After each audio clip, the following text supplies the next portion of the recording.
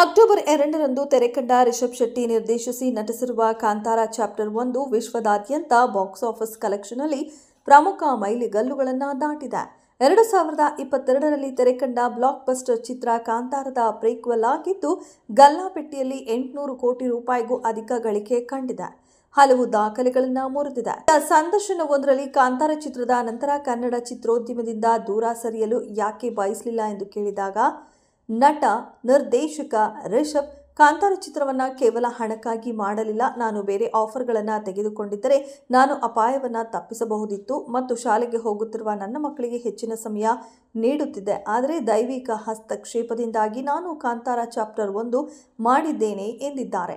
ಇನ್ನು ಕನ್ನಡಿಗರು ಕಾಂತಾರವನ್ನು ಮತ್ತೊಂದು ಹಂತಕ್ಕೆ ಕೊಂಡೊಯ್ದಿದ್ದು, ಪ್ರೇಕ್ಷಕರು ಭಾಷೆ ಮತ್ತು ಸಾಂಸ್ಕೃತಿಕ ವ್ಯತ್ಯಾಸಗಳನ್ನು ಮೀರಿ ಚಿತ್ರದ ಬಗ್ಗೆ ತುಂಬಾ ಮಾತನಾಡಿದಾಗ, ನಾನು ಈ ಕಥೆಯನ್ನು ಮುಗಿಸಬೇಕು ಮತ್ತು ಪ್ರೀಕ್ವೆಲ್ ಮಾಡುವ ಮೂಲಕ ಅದಕ್ಕೆ ಎಂದು ನನಗೆ ತಿಳಿದಿತ್ತು ಎಂದು ಹೇಳಿದರು. ತಮ್ಮ ಮುಂಬರುವ ಯೋಜನೆಗಳ ಕುರಿತು ಮಾತನಾಡಿದ ಅವರು, ಪ್ರಾಮಾಣಿಕವಾಗಿ ಹೇಳಬೇಕೆಂದರೆ ನಾನು ಕಾಂತಾರ ಚಾಪ್ಟರ್ 1 ಪೂರ್ಣಗೊಳಿಸುವವರೆಗೆ ಯಾವುದೇ ಯೋಜನೆಗಳನ್ನು ಕೈಗೆತ್ತಿಕೊಳ್ಳಲು ಬಯಸಲಿಲ್ಲ.